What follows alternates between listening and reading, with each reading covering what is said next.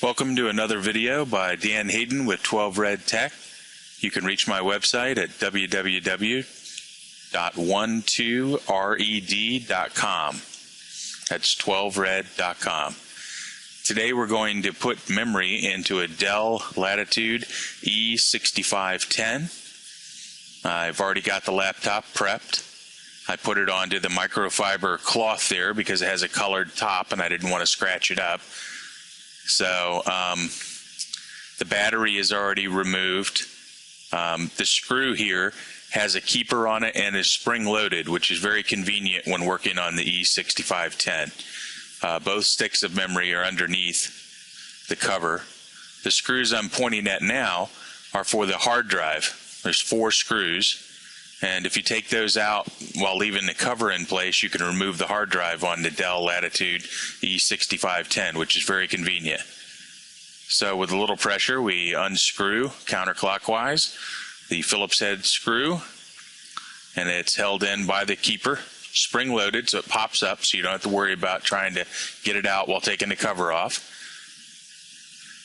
Cover slides back about 1/4 of an inch to 1/2 an inch, and then you lift it up from the front and then just lay it down out of the way. And there's the 2 sticks of existing memory, and there's my 2 new sticks. We're putting 8 gigabytes in and we're removing 4 gigabytes. Okay, I'm grounding myself so I do not create an electrostatic discharge. Alright, you have to take that wing and push them to the left and the right. There's 4 of them, 2 for each stick. So I'm popping that one and the memory pops up. I pop the left one. Now the memory's ready to come out. Wiggle it a little and it pops right out. Now we do the next set, or stick. Pop that wing, then this wing, memory pops up. You can put your finger under it and pop it up the rest of the way, and then just pull forward. You can actually do it from the sides a little bit and do one side at a time, just like that. Now I can go to the other side. Now I can grasp it and I can pull it up.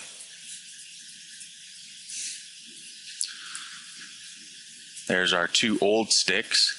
The location they're in will be part of the video in a little while when I forget that they're there because I'm distracted shooting this video myself. It's very exciting. That's awesome. I even forget them after using them to show the new memory and how I'm placing it in there. That makes it even better. So you line up the memory with the, you can actually see the little tab that's cut out in white right by that 4 on the yellow sticker. You can see the yellow, or it's white piece of plastic there where the slot goes in. So if you press down gently, it slides into place. Then you can look at the circuit board and at the yellow label, and you can kind of line it up and make sure it's even. That way you know the memory is in there correctly, instead of one side being higher than the other. Press gently down in the middle. It pops in place. Both wings clip into the little cutouts, or right over the edge of the memory actually, and that's locked in place. You get the next stick.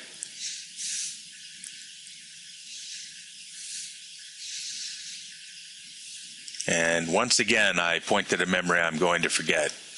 More awesomeness. So, I'm showing the white piece of plastic, the tab, where the slot in the memory will seat. There we go. You lined it up. Now, if you gently wiggle the memory up and down while pressing forward, it will pop into place. Let me pop it out here and show you again. I'm going to give you a little side shot here and show you as I'm moving the memory up and down how it suddenly pops into place. So there we go. And I'm pushing. I'm going to pick up. There it goes. And once again, look at the printed circuit board. Make sure it's both sides are even. A little blurry there thanks to one-handed camera shooting. There we go. You can see that that's even with the circuit board. And I'm going to press down in the middle of that memory and it will gently let those wings clip, and you'll hear a snap as they pop over the edge of the memory. And this is a Micron memory from Crucial.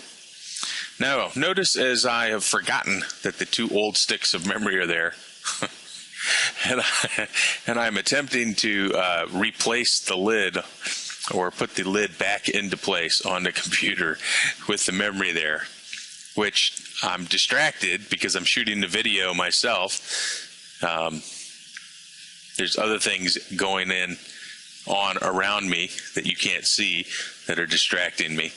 So while I shoot the video and narrate at the same time. So the memory is still there under the cover, right there, near that blue arrow. So I still haven't figured it out. Now I'm about to, when I realize, oh, wait a minute, and I'm going to lift that cover up and pull it out. It's like, oh yeah, maybe nobody noticed that. Probably they did, and they're laughing at me. So now it slides forward, pops into place, and as you can see, that's lined up. It's even. You go over there, and it's even over there. The screw is ready to go. It'll go up and down a little bit because it's near its screw hole. Now we grab the screwdriver, Phillips. When you buy this memory from Crucial, they sell these nice little screwdrivers. They are German engineered and they're cheap. Definitely buy 1, 2, 3 while you're ordering, because they're so inexpensive, but they're such a nice screwdriver. It really helps with jobs like this. Now I'm putting the memory back in, re-energizing the laptop. We're going to flip the laptop back over.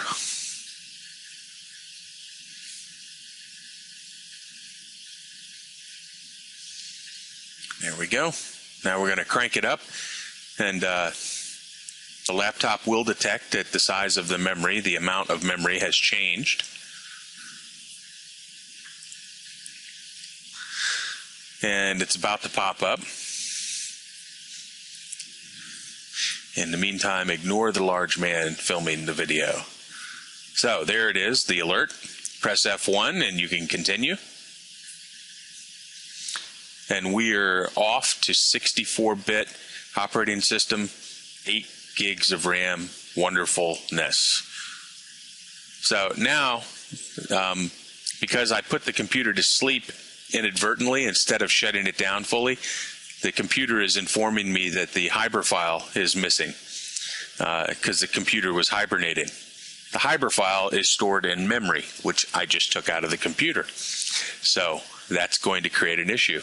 In a second, it's going to show an error and say that the Hyper file is missing, which it is. There it is, fatal error. This really doesn't hurt anything. You simply can't bring out your Hyper file unless you stick that memory back in. Matter of fact, I've never tested that before, whether you could just go back and put the memory in after this error. I'm not sure. So, now that the error has been cleared by pressing enter, the computer boots normally, because no harm, no foul. You don't need what's on the Hyper file. Not initially, in this case. And the computer is booting up. And another video by Dan Hayden with 12 Red Tech.